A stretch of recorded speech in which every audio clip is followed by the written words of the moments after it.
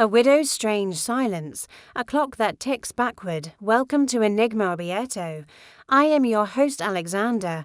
I'd love to know where you're joining from. Drop a comment below. Your voices bring this story to life. Let's begin. The sun rose on the village of Little Wythensford with the soft promise of a perfect English summer's day.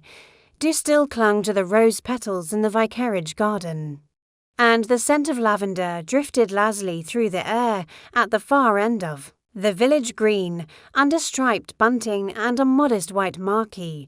Preparations were in full swing for the annual St. Swithin's Day garden fete, a quaint affair of sponge cakes, homemade preserves, and spirited but ultimately harmless rivalry over floral arrangements. Miss Marple, seated on a folding chair beside the jam stall, was a picture of quiet contentment.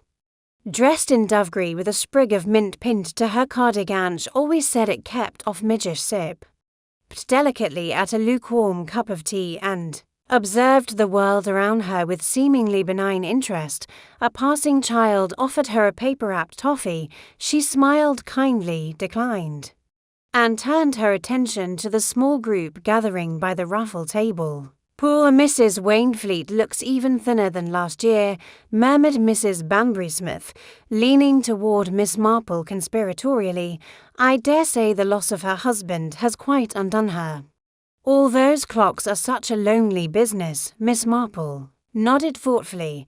"Grief takes many forms, but loneliness, well, that can be far more damaging than sadness, don't you think?" Mrs. Banbury-Smith blinked, thrown off momentarily by the comment's quiet precision. But before she could reply, a sharp scream pierced the comm. It came from behind the jam tent. Chairs scraped back, cups rattled on saucers. Within seconds, the revelry fractured into a dozen voices, some frightened, others merely curious. Miss Marple set down her tea with perfect care and stood. Two young lads had run to the edge of the marquee, their faces pale and eyes wide. Between them, they pointed at the hedgerow bordering the cricket ground. Behind the flowering hydrangeas lay a body, and not just anybody. Mrs. Edith Wainfleet, the clockmaker's reclusive widow, was crumpled against the trunk of an elder tree, one white-gloved hand curled beneath her cheek, her expression oddly serene, as though death had interrupted a peaceful moment. It was Miss Blodgett, the vicar's cousin, who gasped and said it first, "But I only just saw her with Reverend Phipps not 10 minutes ago," as the crowd gathered in shocked confusion.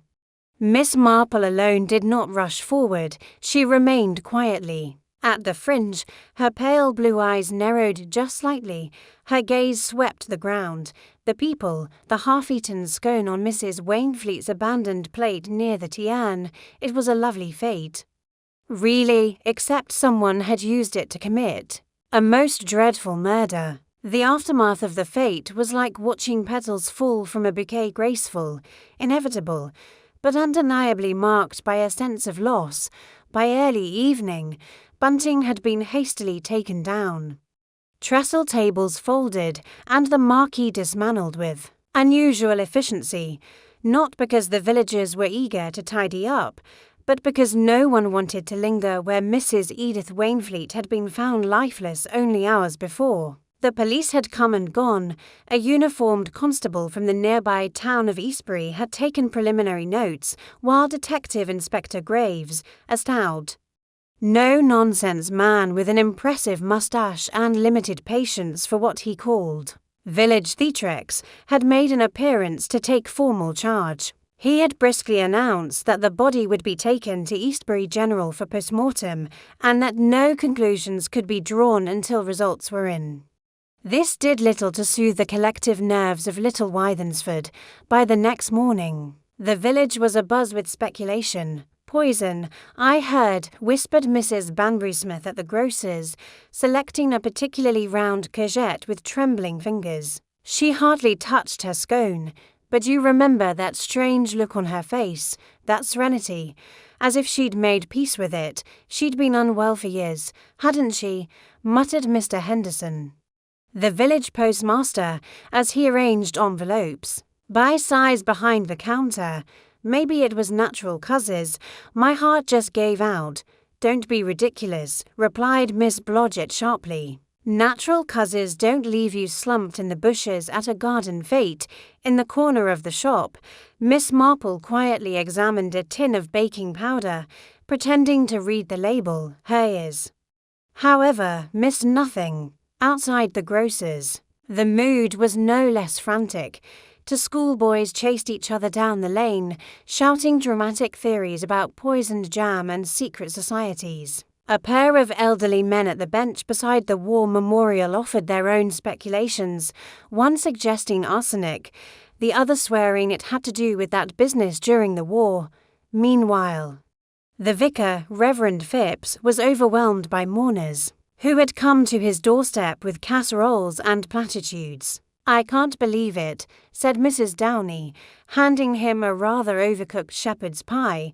I spoke to her only the day before yesterday. She said she was thinking of selling the house, you know.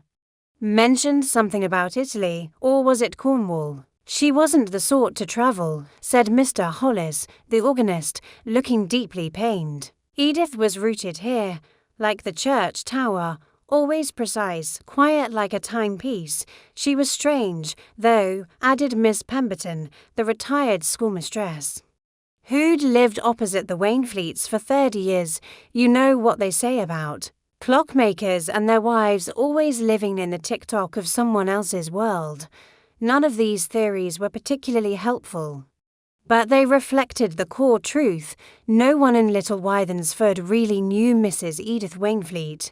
They'd known of her, yes, she had lived in the ivy-covered cottage near the edge of St. Swithin's Lane, a place where, until 2 years ago, her husband, Charles Wainfleet, had meticulously repaired clocks and barometers for the surrounding counties.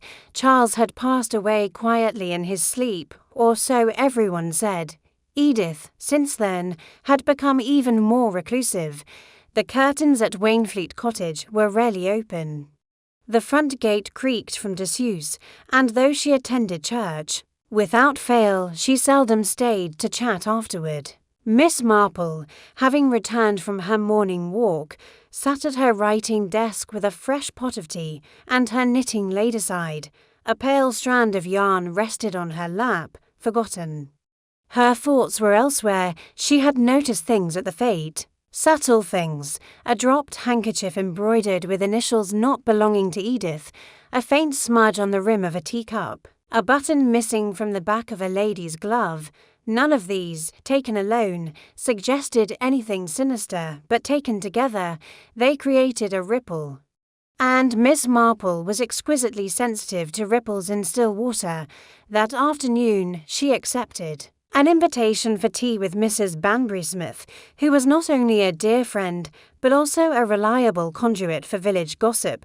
The drawing-room was bright and overstuffed, the tea strong, and the cake too sweet, but Miss Marple nibbled politely, and listened as Mrs. Banbury Smith laid out her latest theory. Of course, I've said it before, she had secrets, the way she dressed, always a little too formal, don't you think? Gloves in summer, an umbrella on clear days. And always so exact about her appointments. That's not normal grieving, Jane. That's hiding something. Miss Marple tilted her head. Do you think so? I always considered it a sign of discipline. Some women find structure comforting when life becomes unpredictable. Mrs. Banbury Smith sniffed. Well, I dare say we'll know soon enough. The inspector's questioning everyone who spoke with her at the fete. Did you speak with her?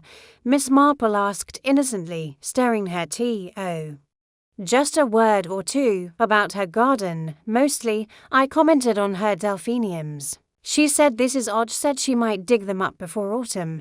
Too many old things clinging to the earth, she said. I remember it struck me as a rather strange thing to say.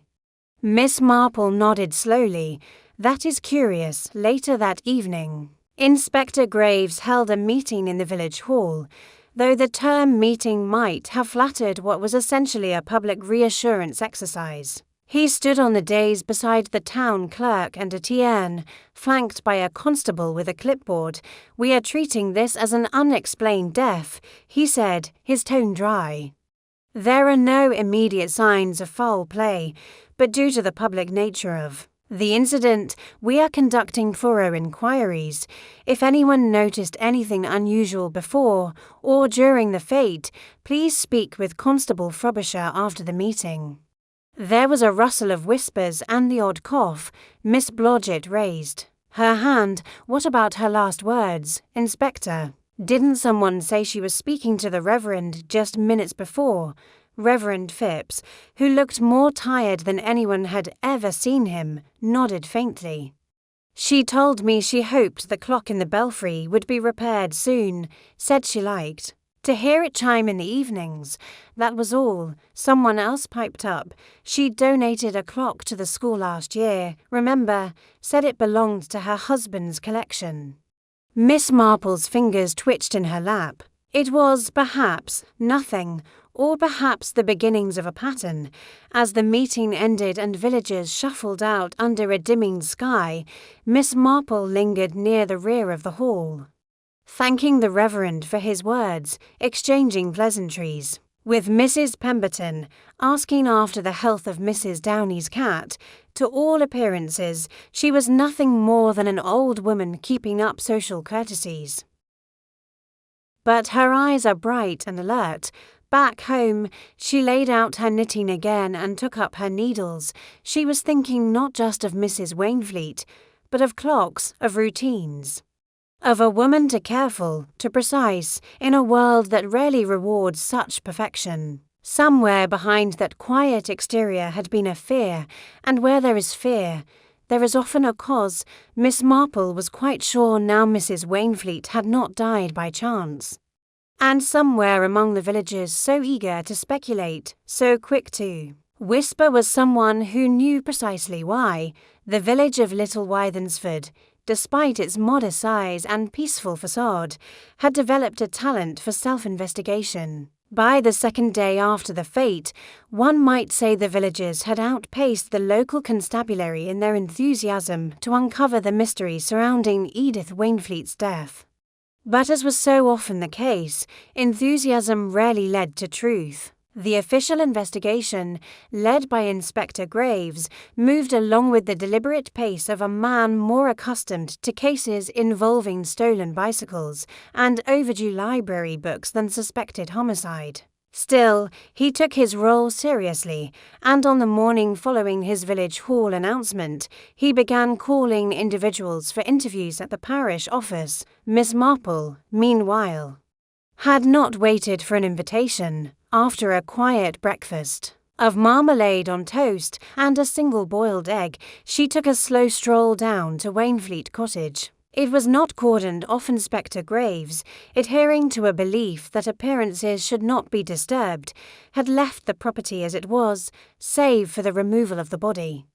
Miss Marple paused at the gate, noting the neglected state of the garden. Dahlias drooped over the path, the box hedges needed trimming, and a thick mat of moss had overtaken one of the paving stones. It was the sort of garden, she reflected, that had once been carefully maintained but had fallen into disrepair, not from laziness, but from absence of will. She knocked lightly at the door.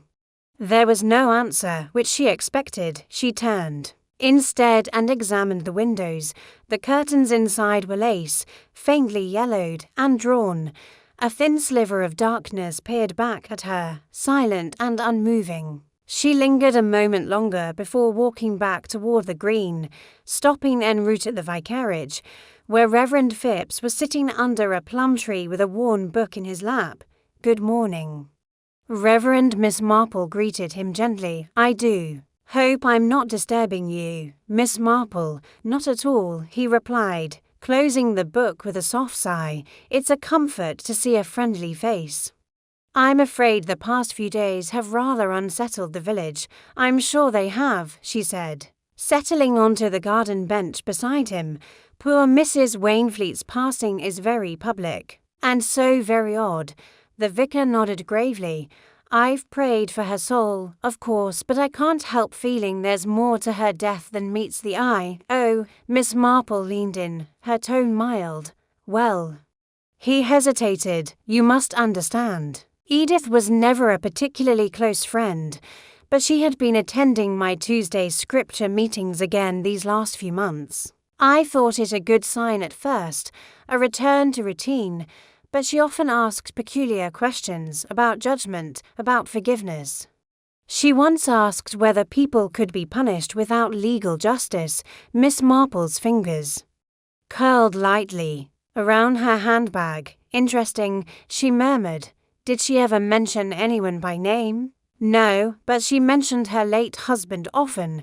Charles was a fastidious man, yet Edith spoke of him as if she resented him. Resentment, Miss Marple said thoughtfully, is a very quiet thing, Reverend. It simmers, it smiles at the neighbours. Attends church, bakes biscuits, and it waits.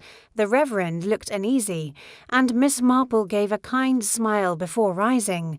Thank you for your time, if you think of anything else. No matter how small, you know where to find me. Her next visit was less formal. The post office had become something of a community hub over the past 48 hours, drawing in townspeople not for stamps or telegrams, but to whisper their theories under the guise of errands. Mr. Henderson, the postmaster, had developed an air of weary patience, tolerating the gossip as he weighed packages and sorted envelopes. As Miss Marple entered, the bell above the door gave a cheerful ring, quite at odds with the grim mood within. Ah, Miss Marple, Mr. Henderson greeted her. Just posted your cousin's letter yesterday. Do pass along my regards. I shall, she replied warmly, and I couldn't help wondering, has anyone been receiving unusual posts lately? Mr. Henderson raised an eyebrow. What do you mean? Oh, I just thought, well, Mrs. Wainfleet, for instance, did she correspond with anyone regularly? He paused, adjusting his spectacles. Actually, now you mention it, she received a number of letters over the past month, foreign stamps, I recall, Italian, I believe. Ah, Miss Marple said softly. Italy, could be from a cousin, Mr. Henderson suggested, shrugging, or a solicitor.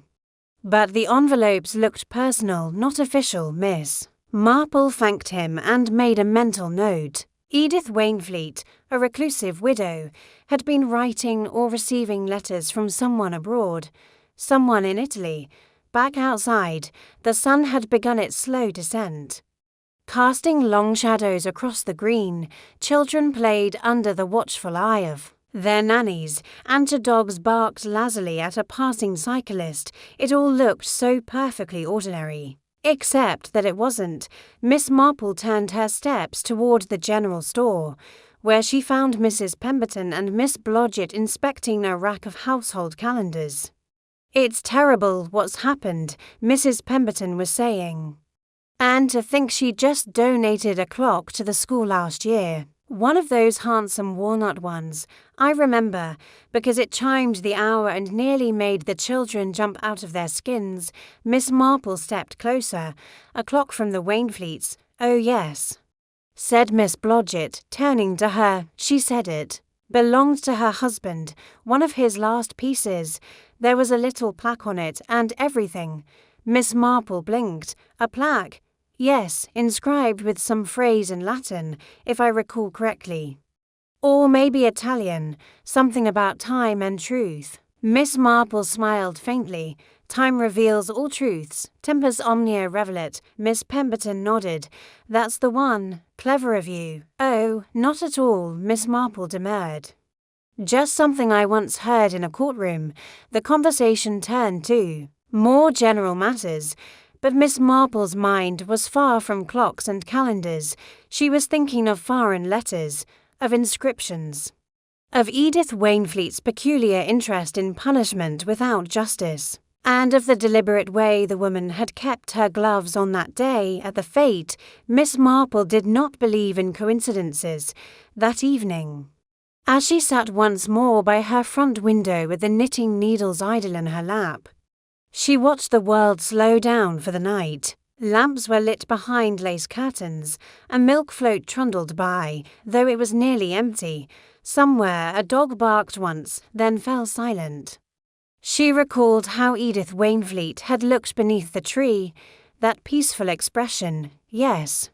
Many had noticed it, but Miss Marple, in her years of observation, had seen it once before, on the face of a woman who had swallowed poison of her own choosing, believing it a lesser punishment than disgrace. But Edith had not taken her own life. Miss Marple was certain of that now. The question was who had made it look that way, and why. There were answers hiding in the ordinary. They always were. And she would find them. Inspector Graves had a habit of tapping his pen against his notebook when deep in thought. At times, the sound was little more than a soft patter, but in the small parish office on Thursday morning, it echoed with impatience. Opposite him sat Lydia Crane, a pale, slight woman of perhaps 34, hands folded tightly in her lap, eyes darting from the bookshelf to the curtained window. "You were one of the last people to speak with Mrs. Wainfleet," Graves began, not unkindly. "Could you please tell me what you discussed?" Lydia hesitated. It wasn't anything important. She complimented my table of preserves. I'd made greengage marmalade and gooseberry chutney.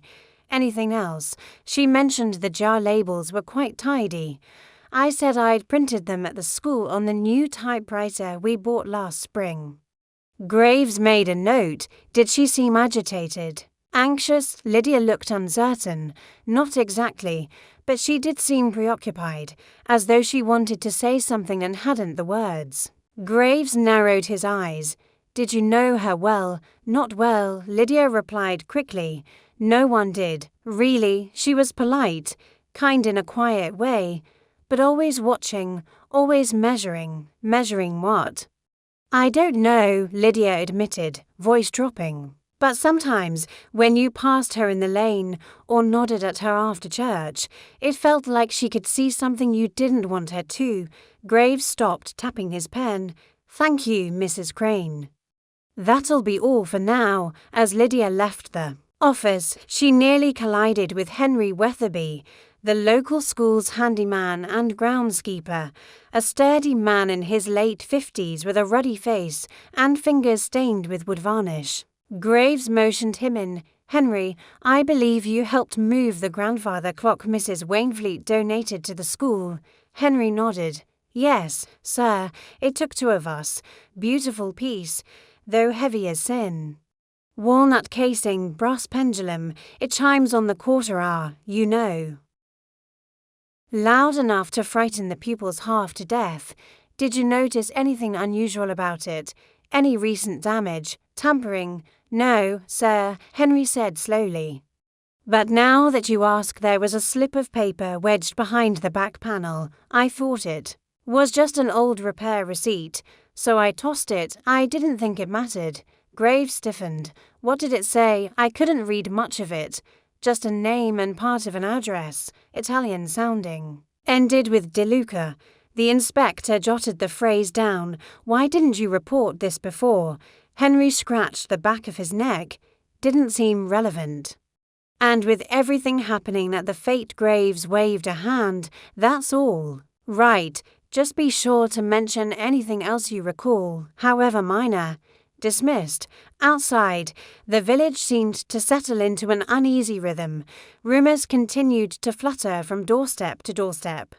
A few had already decided that poor Lydia Crane, with her nervous energy and solitary life, was somehow involved. Others murmured about Reverend Phipps, whose discreet melancholy had made him suspect in the eyes of those who believed the devout were best left untroubled by scandal. Miss Marple, for her part, was not indulging in speculation. Instead, she had called on an old acquaintance, Clara Finch, a retired solicitor's secretary who now lived in a modest bungalow on the far end of the village, just before the turn-off to Eastbury Road. Clara opened the door in her dressing gown, her white hair pinned up with military precision. Jane Marple, what a surprise. I was just thinking of putting the kettle on. Then I'm perfectly timed. Miss Marple smiled. I was hoping for a word, in the small sitting room. Over a pot of strong Darjeeling, Miss Marple got to the point. Clara, you worked for Medworth, and how for what? 20 years, 23, Clara corrected with pride. Typed every will from 1932 to 55. Then you may recall something about the Wainfleets. Charles, in particular, I seem to remember he had a rather detailed will. Something about his collection. Clara's eyes twinkled. Ah yes, Charles Wainfleet. The clockmaker with the Roman nose and meticulous penmanship. He left his collection to his wife, with strict instructions that certain pieces not be sold or donated. The clocks were catalogued, you see, each with provenance. Miss Marple leaned forward slightly, and the grandfather clock. The one now at the school, Clara frowned, if it's the one I think. That was listed as not for public placement. Charles considered it flawed. Flawed. There was a chime out of alignment, something with the strike mechanism. It had been tampered with once, I believe. Charles never quite trusted it afterward.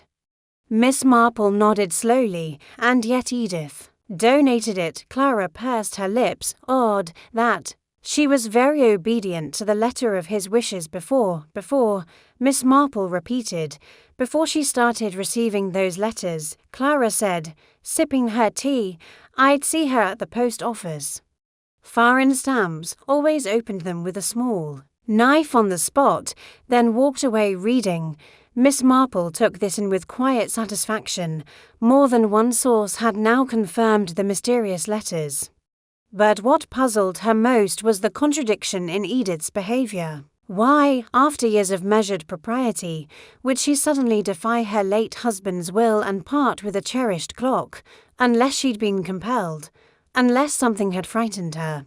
Miss Marple left Clara's home with more questions than answers, but with a firmer sense of direction. She returned home to find Inspector Graves standing at her front gate. Miss Marple, he said, his expression neutral, might I trouble you for a word? Of course, she said, unlocking her garden gate and leading him toward the sitting room. Would you care for tea? No, thank you. I'm here in an official capacity. Of course, Graves remained standing. Notebook in hand, you've spoken with a number of villagers over the past few days. Some of them have mentioned your, shall we say, aptitude for noticing things. Miss Marple smiled modestly. I merely observe, Inspector. Human nature is far more legible than people believe. He hesitated, then continued. Do you believe Mrs. Wainfleet was murdered?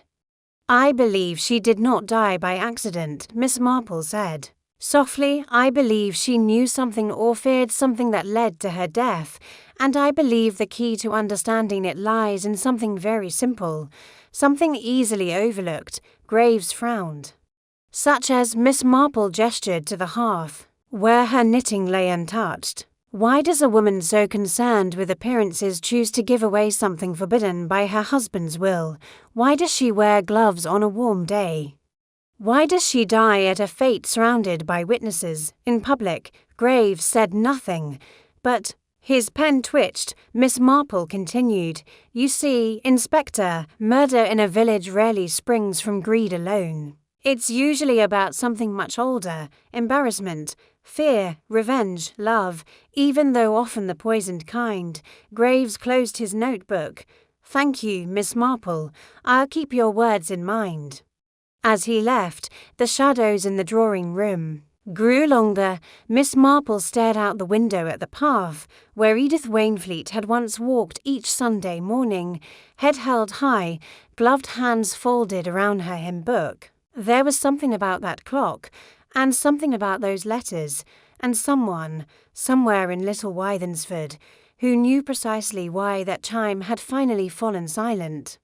It was the kind of grey Friday morning that seemed to press down on Little Wythensford like a heavy woolen blanket. Clouds loomed low above the steeple, and a fine mist curled along the hedgerows. The mood in the village remained taut and uneasy, though Edith Wainfleet had not been universally loved. nor particularly known. Her death had left behind a peculiar silence, one that suggested unfinished conversations and secrets rustling just below the surface. Miss Marple had taken an early walk, her boots making soft sounds along the damp path behind the churchyard. She often walked here to think. For the lane wound quietly behind the older homes and gave one a chance to pass unnoticed. That morning, her mind turned to the clock, not the grandfather clock itself, though it still intrigued her, but rather to the odd comment from Clara Finch. Charles Wainfleet had explicitly forbidden that certain clocks be sold, gifted, or displayed publicly. And yet, the clock at the school now stood in a place of prominence, its solemn chime punctuating every lesson and recess. Why had Edith gone against her husband's wishes?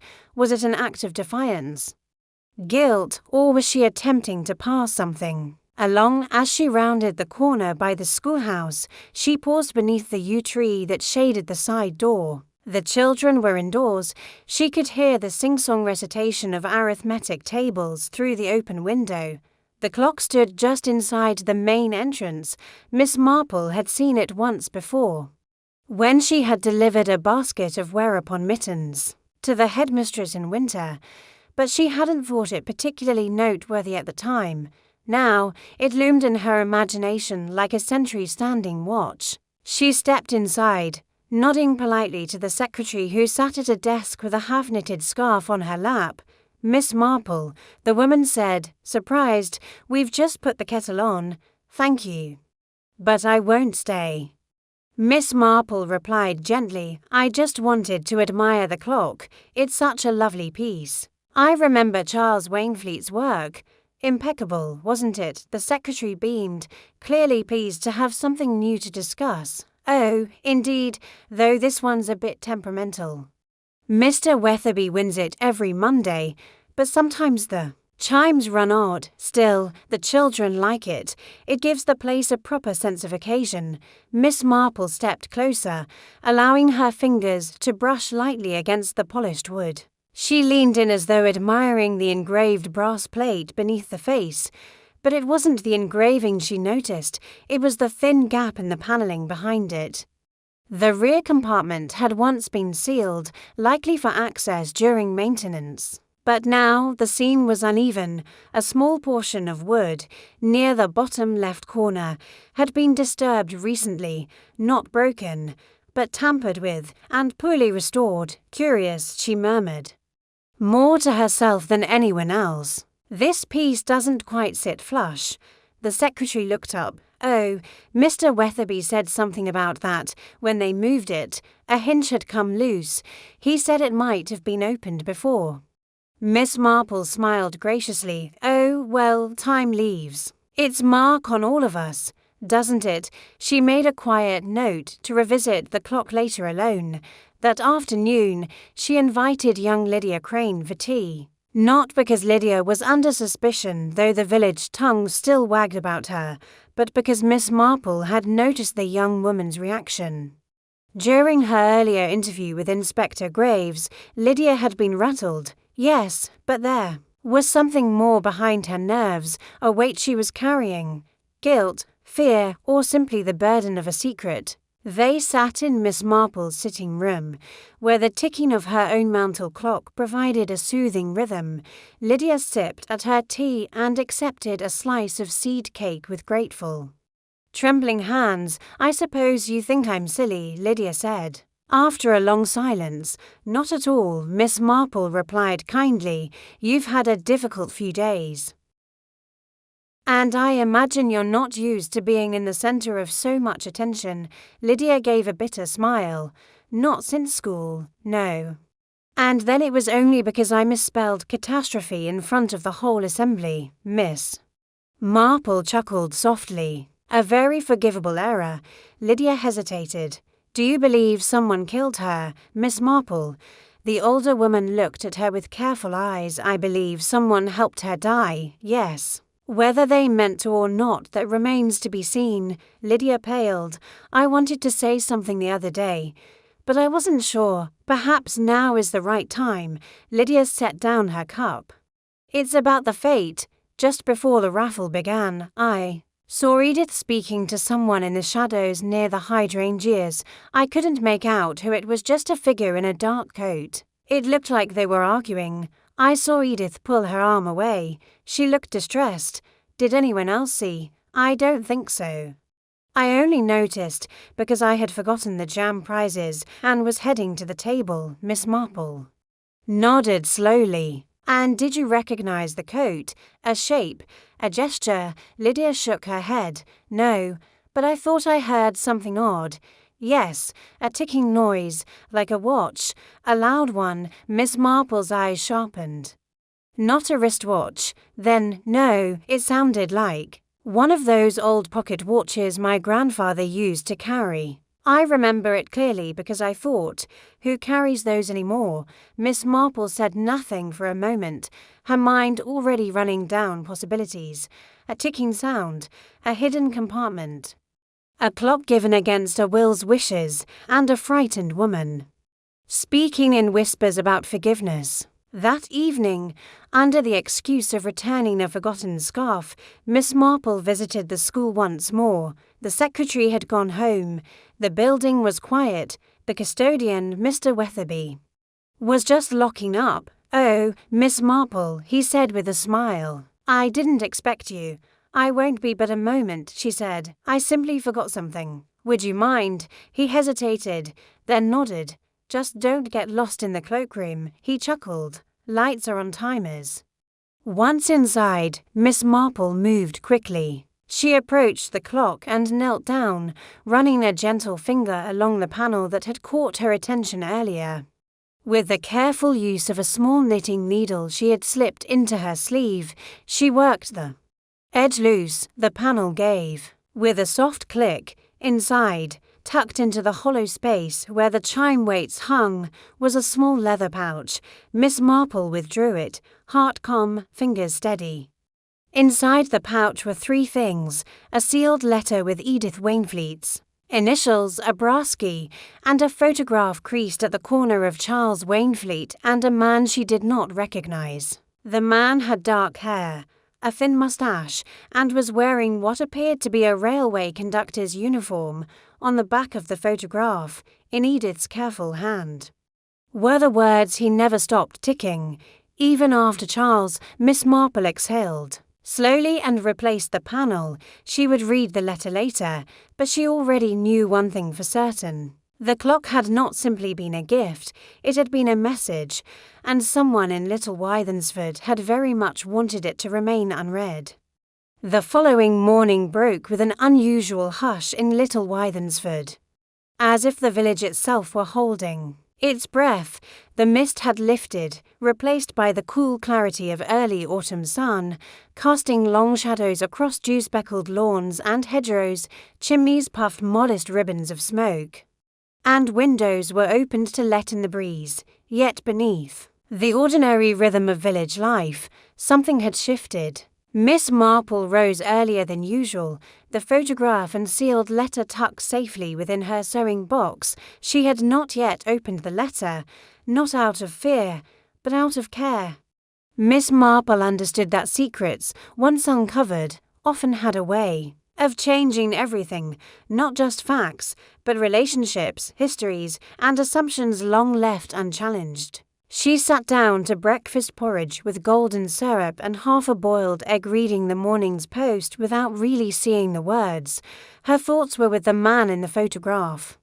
His face was vaguely familiar, not from Little Wythensford, but from somewhere further back in memory, perhaps from a newspaper or whispered story, a conductor, or perhaps a station clerk. There was something in the isolate, shadowed, not entirely trustworthy. She had decided that her first call of the day would be on Reverend Phipps. The vicarage garden was immaculate. As always, the Reverend had a gift for roses, and his Michaelmas daisies bloomed with stubborn vibrancy near the front gate. Miss Marple found him in the study, his cassock unbuttoned, sleeves rolled to the elbow as he sorted hymnals by publication year. Miss Marple, he said, slightly flustered, forgave the state of the room.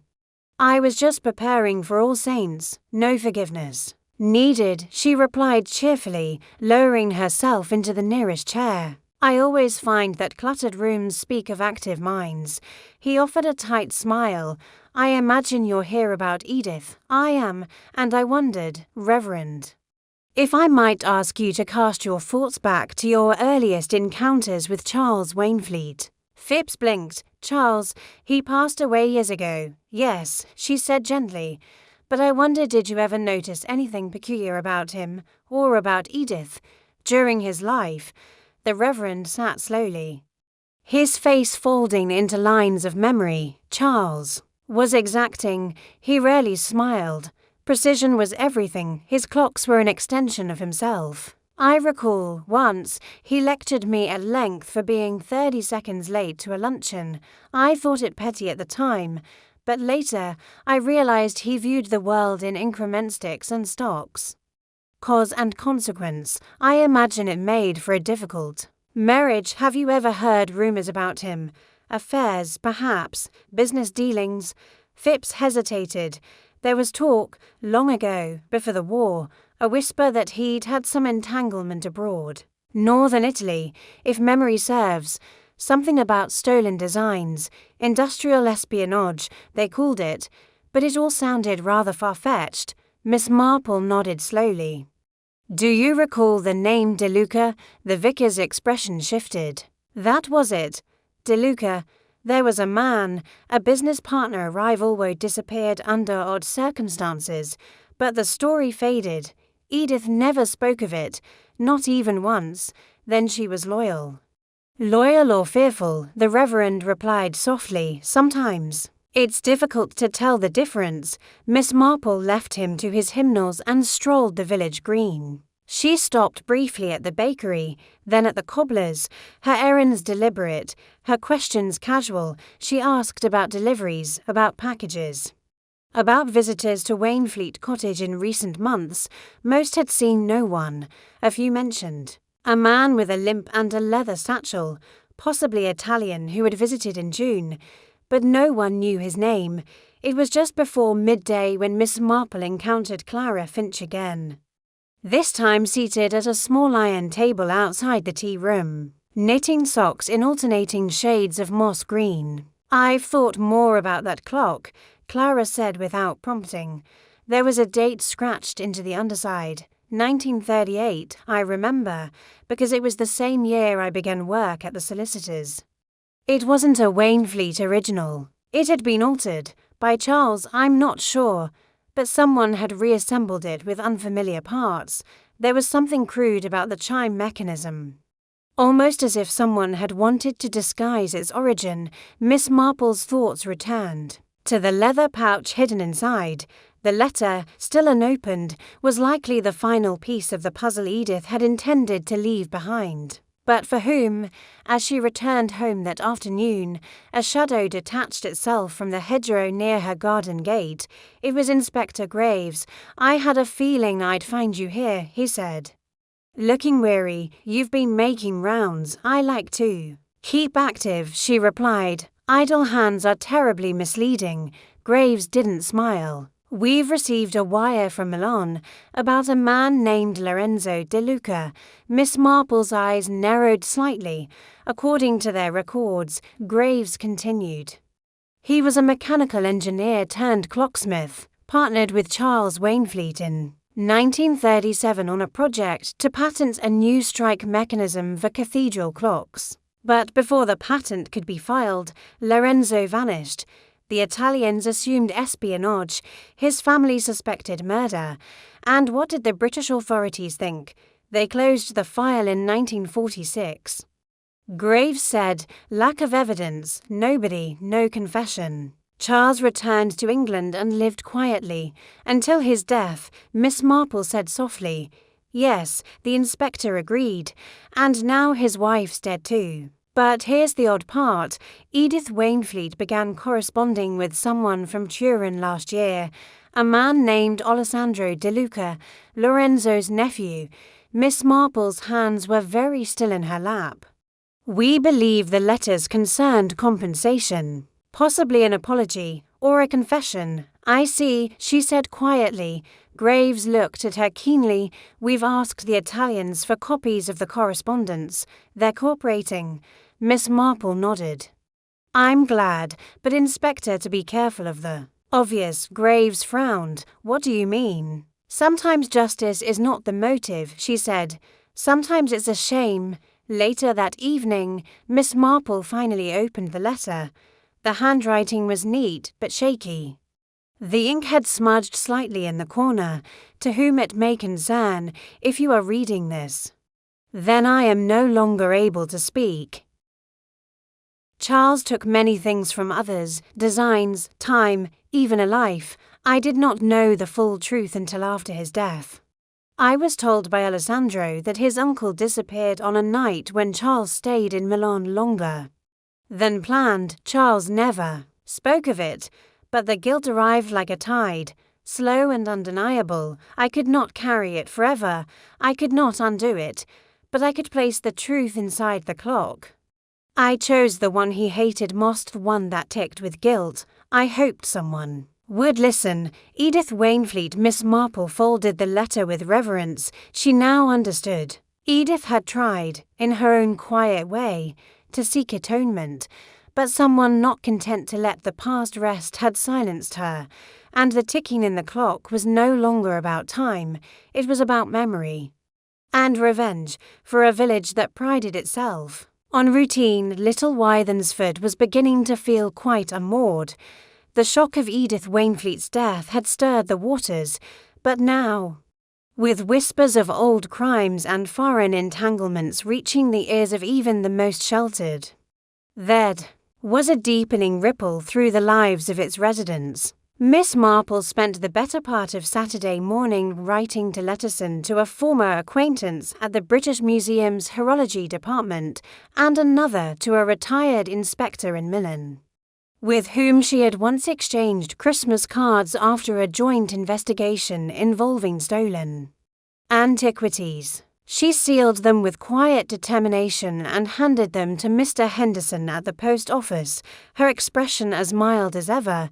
Mr. Henderson, now well aware that anything handed to him by Jane Marple had consequences beyond postage, gave her a subtle nod, expecting no reply from abroad. He asked lightly. In time, she replied, adjusting her gloves. All good things arrive eventually, including truth. She turned to go, but paused at the sound of a raised voice just beyond the shop door. You've no right to question me like that, came the voice of Henry Weatherby, the school groundskeeper. Inspector Graves's voice followed, calmer but firm. Mr. Weatherby, we're simply clarifying a timeline. You moved the clock. You had access to the compartment where the pouch was hidden. I told you. I didn't know it was there. The two men entered the post office together, and Henry's face flushed as he spotted Miss Marple. Oh, it's always her, isn't it? He said bitterly. Every time something strange happens in this village, Miss Marple's got her needles in it. I think you mistake kindness for interference. Miss Marple replied coolly, and perhaps that says more about your temperament than my habits. Graves raised a brow but said nothing.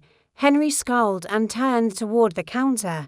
Just a book of stamps. Miss Marple left them behind and walked slowly back toward the green, her thoughts moving more quickly than her steps. Henry's reaction was telling. Not guilt, no. Miss Marple knew the tone of guilt. But fear, certainly, and not of her, of something else, of someone else.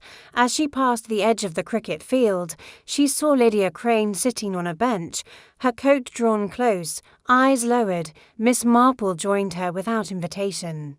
May I? She asked gently. Lydia nodded, her voice a whisper. I was just thinking. Thinking can be a comfort, Miss Marple said, but it can also tie knots in our minds. Lydia gave a hollow laugh. Is that what this is now, a knot? Miss Marple considered her answer. I think we're closer to the thread than we were. I've been wondering. Lydia, did Edith ever mention the name De Luca to you? Lydia's eyes darted. To hers, no, why, no reason, Miss Marple replied, her voice light. Only I believe he played a greater role in her life than she let on. Perhaps he represented something she wanted to forget. Lydia looked down. I never really knew her, but she used to come to the school sometimes, just before the holidays. She'd sit outside the office, looking at the clock. Miss Marple tilted, her head looking, but not listening. She never stayed long enough to hear it chime. Miss Marple paused. That detail, though small, struck her as important. Later that afternoon, a second letter arrived at the vicarage addressed to Reverend Phipps, though not posted by mail. It had slipped through the side door and was discovered by the housekeeper. The Reverend opened it with trembling hands. Inside was a single sheet of cream paper, folded neatly. On it was written a short, blunt message in tight script. He lied. She died. You'll be next. Reverend Phipps stood in stunned silence, the letter shaking in his fingers. He walked immediately to the constabulary, where Inspector Graves listened grimly, then sealed the letter in a plastic sleeve. A threat, Graves confirmed, crude, but deliberate. Someone wants to unsettle you, Miss Marple, when informed, said. Nothing for a long moment. Then she asked, Did Edith ever confess anything to you directly? The Reverend swallowed. No, only alluded to guilt. She spoke of time and regret. She never named names. Miss Marple nodded. Then this letter is not from someone protecting Edith. It's from someone protecting her secret. Graves rubbed his chin. But who would care so deeply? Who would feel so threatened by a clock and an old letter? Someone who fears the past, Miss Marple said softly. Someone who was perhaps involved in Charles Wainfleet's dealings. Someone who had more to lose than pride. That night, the school was broken into. It was Lydia who discovered it early Sunday morning when she arrived to prepare materials for the Harvest Festival. The front door showed signs of forced entry. The clock in the hallway had been smashed. Miss Marple was one of the first to arrive. After word spread, she found the headmistress and Lydia both near tears, while Inspector Graves stood silently beside the wreckage. The clock's casing had been cracked open. The pendulum hung like a limp tongue. The brass plate had been wrenched free and discarded. It's vandalism, the headmistress said, distraught. Nothing else was taken. No, Miss Marple said, stepping closer. Not vandalism, erasure. She knelt slowly beside the shattered clock face and ran her fingers along the jagged wood. Something caught her eye, a small, frayed thread, pale blue, from a glove. She picked it up carefully and turned to Graves' gloves. She said, the sort worn at garden fetes and funerals. Do you think they left it behind? Graves asked. I think it was torn off when they pried the panel open. She stood, straightening slowly. They weren't looking for the pouch, they believed. Something else might be inside. What? Asked Graves. A second letter, she said simply. Or perhaps the original. They weren't sure how much Edith had revealed, so they panicked. Graves frowned. So now we're dealing with a murderer and a blackmailer. Miss Marple shook her head. No. Not blackmail, fear.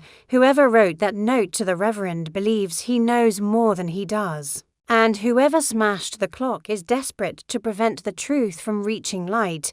She looked around at the ruined timepiece, the anxious teachers, the long shadows of the school corridor. It's no longer about the past, she murmured. It's about control. Graves looked at her sharply. Do you have someone in mind? I have several, she said, but one in particular who knows the meaning of time better than most. She turned and walked slowly toward the door, leaving behind a wreckage of a message nearly silenced. The murderer had miscalculated. Time, as ever, was ticking toward the truth. On Sunday afternoon, Little Wythensford was still buzzing with talk of the school breaking. The smashed clock had become the focal point of every conversation at church, in parlours, and at garden gates. Whispers flew like birds startled from hedgerows. Who would break into the school simply to destroy Clock, what did it mean? Why now? But Miss Marple, though she nodded politely at every theory presented to her in the churchyard, had already drawn her conclusions. The time for listening had passed. Now was the time for watching. She returned from the morning service with the usual quietness of manner, her gloved hands folded neatly around the handle of her handbag. Yet her mind was turning with subtle speed. She had observed 3 things of note during the vicar's sermon: the trembling hand of Lydia Crane as she passed the collection plate, the shadow flickering AC. Ross Reverend Phipps's face when the broken clock was mentioned in the intercessory prayer, and most importantly, the absence of Henry Weatherby, who had never missed a Sunday since 1964. It was the kind of detail others might overlook. But Miss Marple missed nothing. That afternoon, she extended an invitation, the sort of invitation that seemed innocent enough on its surface at her cottage for a select few. She sent notes through the village boy to Lydia, Reverend Phipps, Henry Weatherby, and, with Graves's cautious blessing, young Alessandro De Luca, who had quietly arrived in England 3 days prior and was staying under discreet police observation at the Eastbury Inn. She set her parlour with perfect care, a fresh cloth on the table, lace napkins, Victoria sponge with raspberry jam, cucumber sandwiches with trimmed crusts, and a pot of Darjeeling. No detail overlooked. At 4 o'clock, the guests began to arrive. Lydia came first, her eyes rimmed with fatigue, but her voice polite. She sat with a stiff back and hands clenched tightly in her lap. Reverend Phipps followed, still pale from the threatening note he had received, but attempting to maintain his usual pastoral calm. Alessandro came next. He was younger than Miss Marple had expected, perhaps 30, with striking features, dark eyes that seemed always to be assessing, and the faintest trace of an accent that softened his English.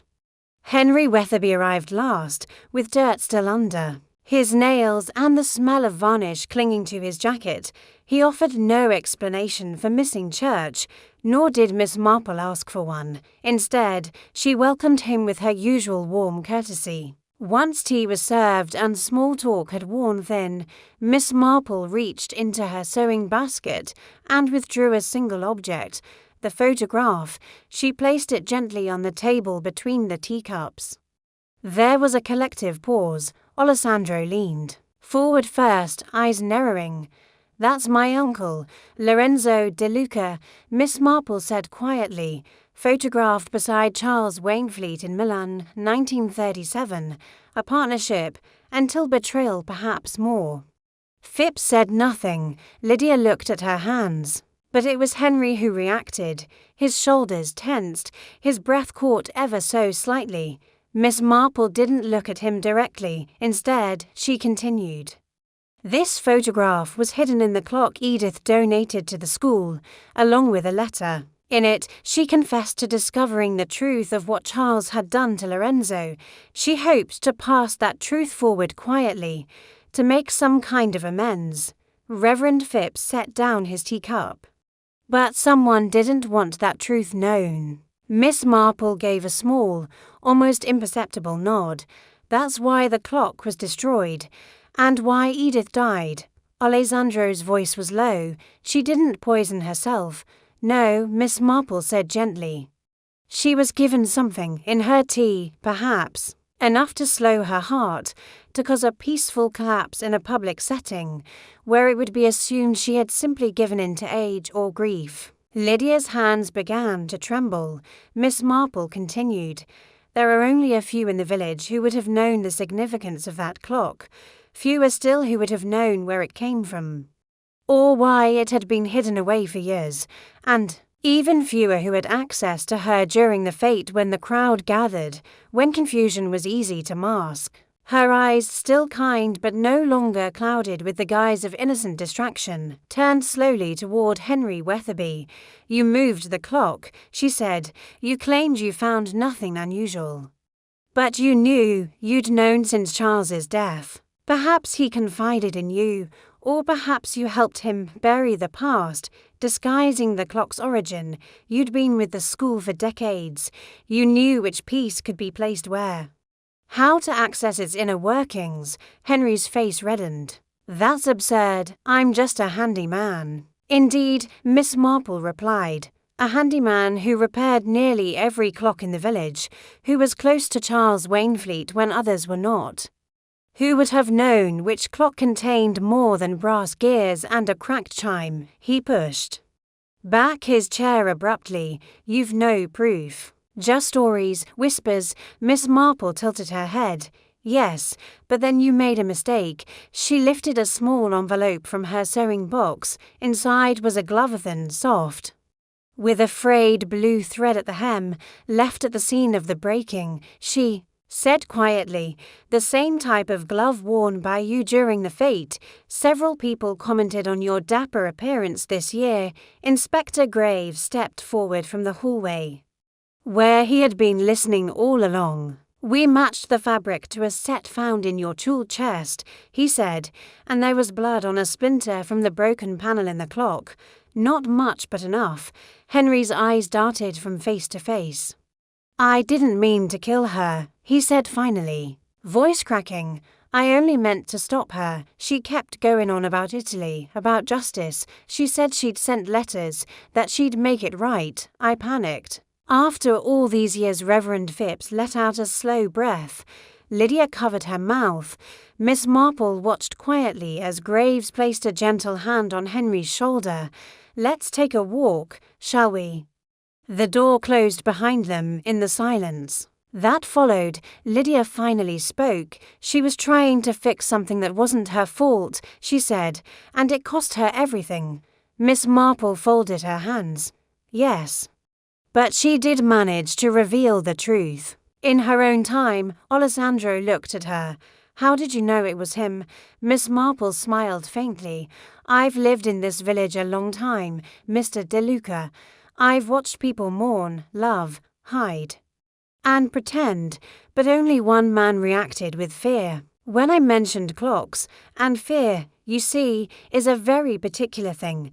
It leaks through even the most well-oiled façades. She poured more tea, the steam curling upward.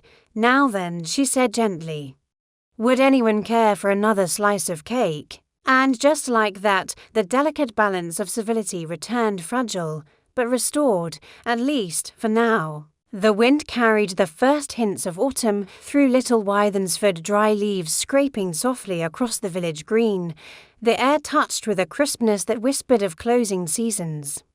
But within the neat, whitewashed walls of Miss Marple's cottage, the warmth of tea and the lingering aroma of fresh bread created a sense of comfort that contrasted starkly with the storm of truth just revealed. Inspector Graves returned that evening.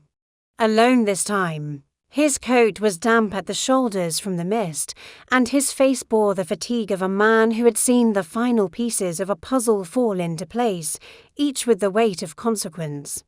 He accepted the tea Miss Marple offered and sat, hat in hand, not speaking for a long moment.